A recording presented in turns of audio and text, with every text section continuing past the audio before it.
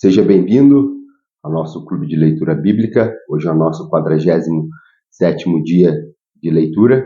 Nós iremos hoje ler Gênesis no capítulo 49, iremos até Lucas no capítulo 2 e retornaremos para Jó no capítulo 15 e, por fim, leremos 1 Coríntios no capítulo 3.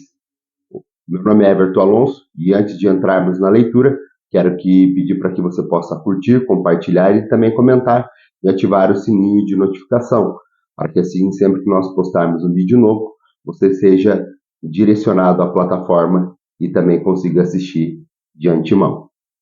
Hoje, nós iremos iniciar a nossa leitura em Gênesis no capítulo 49. Jacó, ele abençoa os seus filhos e após isso, ele acaba morrendo.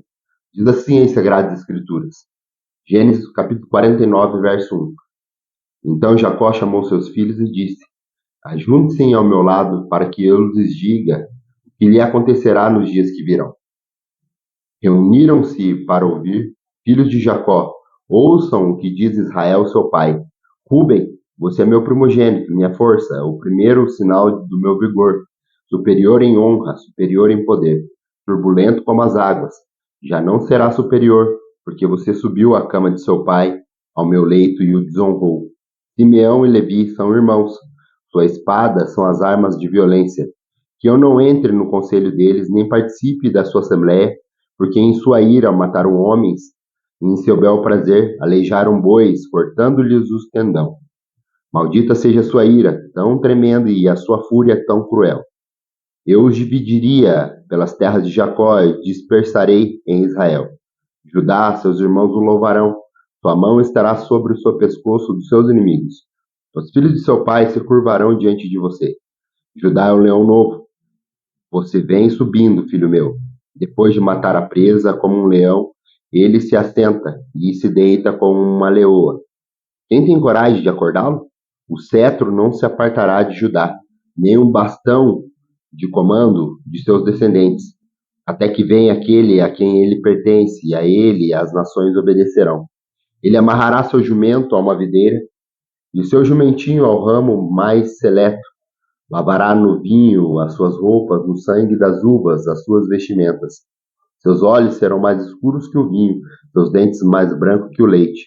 Zebulon morará à beira-mar, e se tornará um porto para os navios. Suas fronteiras se estenderão até o Sidom. Isacar é um jumento forte, deitado entre as suas cargas. Quando ele perceber como é bom o seu lugar de repouso e como é aprazível a sua terra, curvará seus ombros ao fardo e se submeterá a trabalhos forçados. Dan defenderá o direito do seu povo, como qualquer das tribos de Israel. Dan será uma serpente à beira da estrada, uma víbora à margem do caminho, que morde o calcanhar do cavalo e faz cair de costa o seu cavaleiro. Ó Senhor, eu espero a tua libertação. Gade será atacado por um bando, mas é ele que o atacará e o perseguirá. A mesa de Azer será farta, e ele oferecerá manjares do rei.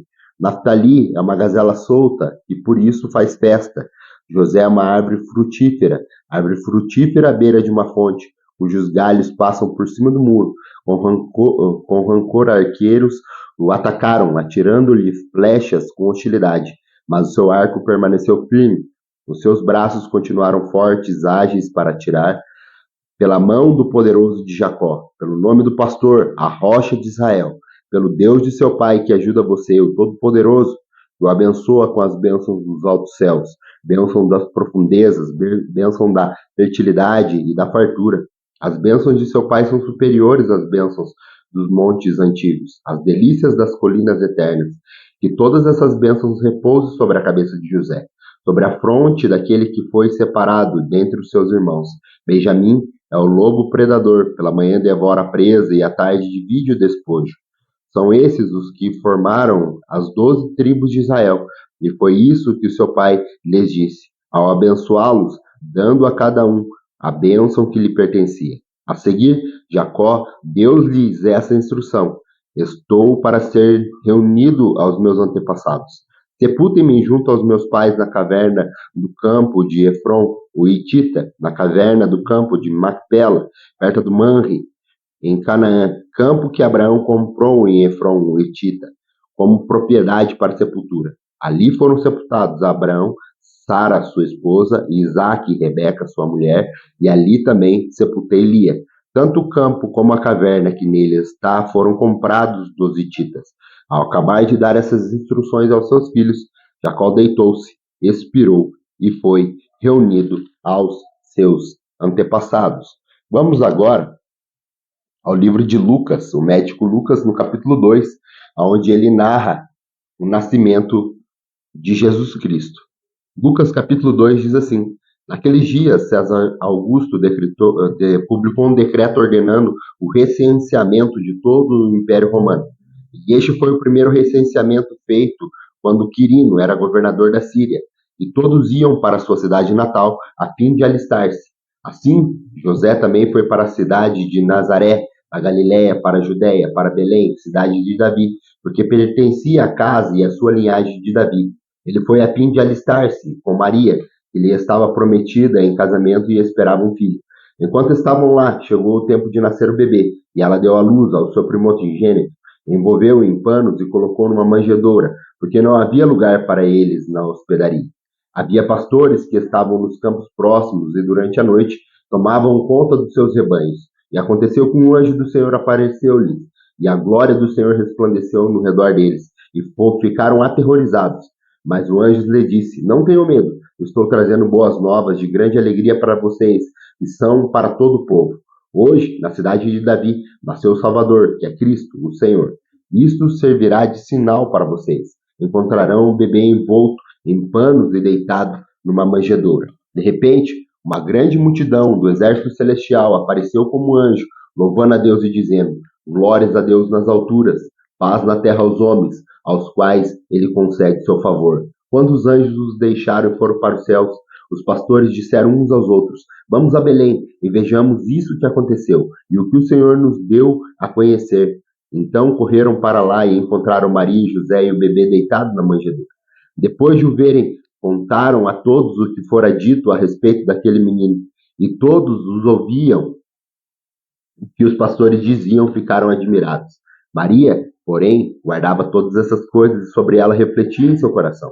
Os pastores voltaram glorificando e louvando a Deus por tudo o que tinham visto e ouvido, como lhe fora dito. Completando os 8 dias para a circuncisão do menino, foi-lhe posto o nome de Jesus, o qual tinha sido dado pelo anjo antes dele nascer, completando-se o tempo da purificação deles, de acordo com a lei de Moisés. José e Maria o levaram para Jerusalém, para apresentá-lo ao Senhor. Abre parênteses, como está escrito na lei do Senhor: todo primogênito do sexo masculino será consagrado ao Senhor. Fecha parênteses. E para oferecer um sacrifício, de acordo com o que diz a lei do Senhor, 2 rolinhas ou 2 pombinhos. Havia em Jerusalém um homem chamado Simeão, que era justo e piedoso e que esperava a consolação de Israel. E o Espírito Santo estava sobre ele. Fora-lhe revelado pelo Espírito Santo que ele não morreria antes de ver o Cristo do Senhor. Movido pelo Espírito, ele foi ao templo, quando os pais trouxeram o menino Jesus para lhe fazerem o que requeria o costume da lei. Simeão tomou-o nos braços e o louvou a Deus, dizendo: ó soberano, como prometeste, agora pode despedir em paz o teu servo, pois os meus olhos já viram a tua salvação, e preparaste à vista de todos os povos, luz para a revelação aos gentios, e para a glória de Israel, seu povo. O pai e a mãe do menino estavam admirados com o que fora dito a respeito dele. E Simeão os abençoou e disse a Maria, mãe de Jesus: este menino está destinado a causar a queda e soberguimento de muitos em Israel, e a ser um sinal de contradição, de modo que o pensamento de muitos corações será revelado. Quanto a você, uma espada atravessará a sua alma. Estava ali a profetisa Ana, filha de Fanuel, da tribo de Asser. Era muito idosa, tinha vivido com seu marido 7 anos antes de se casar. Então, permanecera viúva até a idade de 84 anos. Nunca deixava o templo, adorava a Deus, jejuando e orando dia e noite. Tendo chegado ali naquele exato momento, deu graças a Deus e falava a respeito do menino a todos os que esperavam a redenção de Jerusalém. Depois de terem feito tudo o que era exigido pela lei do Senhor, voltaram para sua própria cidade, Nazaré, na Galiléia. O menino crescia e se fortalecia, enchendo-se de sabedoria, e a graça de Deus estava sobre ele. Todos os anos seus pais iam a Jerusalém para a festa da Páscoa. Quando ele completou 12 anos de idade, eles subiram à festa, conforme o costume. Terminada a festa, voltando seus pais para casa, o menino Jesus ficou em Jerusalém, sem que eles percebessem. Pensando que ele estava entre os companheiros de viagem, caminharam o dia todo. Então começaram a procurá-lo entre os seus parentes e conhecidos. Não encontrando, voltaram a Jerusalém para procurá-lo. 3 dias depois o encontraram no templo, sentado entre os mestres, ouvindo e fazendo-lhes perguntas. Todos que ouviam ficavam maravilhados com seu conhecimento e com as suas respostas. Quando seus pais o viram, ficaram perplexos. Sua mãe lhe disse: Filho, por que você nos faz isso? Seu pai e eu estávamos aflitos à sua procura. E ele perguntou: Por que vocês estavam me procurando? Não sabiam que eu deveria estar na casa de meu pai? Mas eles não compreenderam o que lhe dizia. Então foi com eles para Nazaré e era eles obediente. Sua mãe, porém, guardava todas essas coisas em seu coração.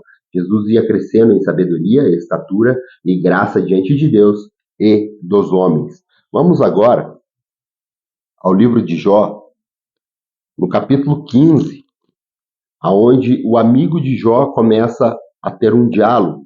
O amigo Elifaz diz assim, Jó no capítulo 15. Então Elifaz de Temã respondeu: Responderia o sábio com ideias vãs, ou encheria o estômago com o vento? Argumentaria com palavras inúteis, com um discurso sem valor? Mas você sufoca a piedade, diminui a devoção a Deus, o seu pecado motiva a boca, você adota uma linguagem dos astutos, e a sua própria boca que o condena, e não a minha. Os seus próprios lábios depõem contra você. Será que você não foi o primeiro a nascer? Acaso foi gerado antes das colinas? Você costuma ouvir o conselho secreto de Deus?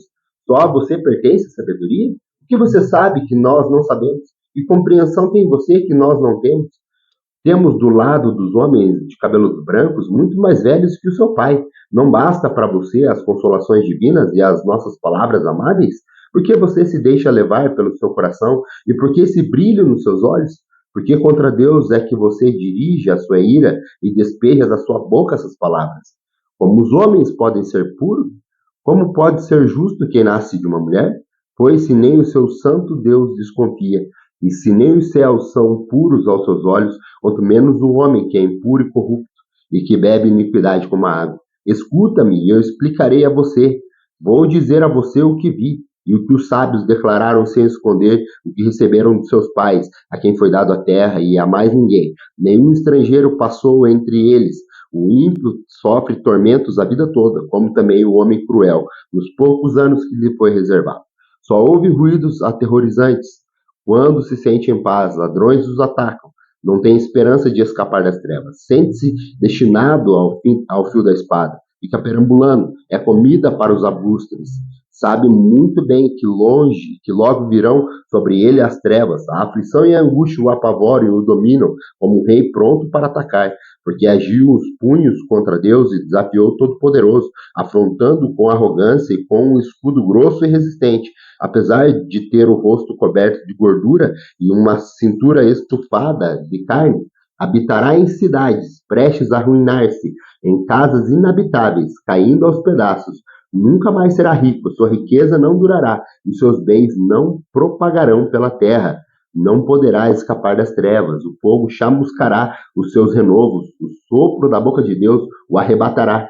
Que ele não se iluda em confiar no que não tem valor, pois nada receberá como compensação. Terá a completa paga antes do tempo, e seus ramos não florescerão. Será como a vinha despojada de suas uvas verdes, como a oliveira que perdeu a sua floração. Pois o companheirismo dos ímpios nada lhe trará, e o fogo devorará as tendas dos que gostam de subornar. Eles concebem maldade e dão à luz à iniquidade. Seu ventre gera engano. Vamos à nossa última leitura do dia de hoje.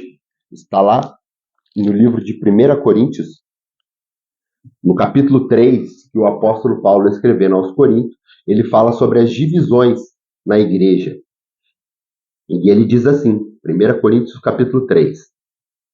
Irmãos, não pude falar a vocês como espirituais, mas como carnais, como crianças em Cristo.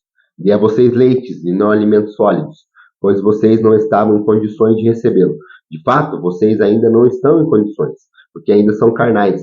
Porque visto que há inveja e divisões entre vocês, não estão sendo carnais e agindo como mundanos? Pois quando alguém diz, eu sou de Paulo, e outro diz, eu sou de Apolo, não estão sendo mundanos? Afinal de contas, quem é Apolo? Quem é Paulo? Apenas servos por meio dos quais vocês vieram a crer, conforme o ministério que o Senhor atribuiu a cada um. Eu plantei, Apolo regou, mas é Deus que fez o crescimento. De modo que nem o que planta, nem o que rega são alguma coisa, mas unicamente Deus que efetua o crescimento. O que planta e o que rega tem só um propósito, e cada um será recompensado de acordo com o seu próprio trabalho, pois nós somos cooperadores de Deus. Vocês são lavouras de Deus e edifícios de Deus, conforme a graça de Deus que foi me concedida.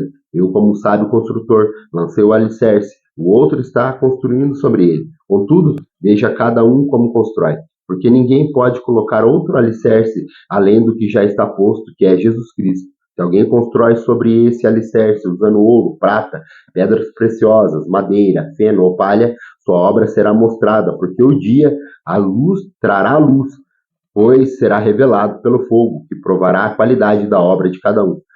Se o que alguém construir permanecer, esse receberá recompensa. Se o que alguém construiu se queimar, sofrerá prejuízo. Contudo, será salvo como alguém que escapa através do fogo. Vocês não sabem que são santuários de Deus e que o Espírito de Deus habita em vocês?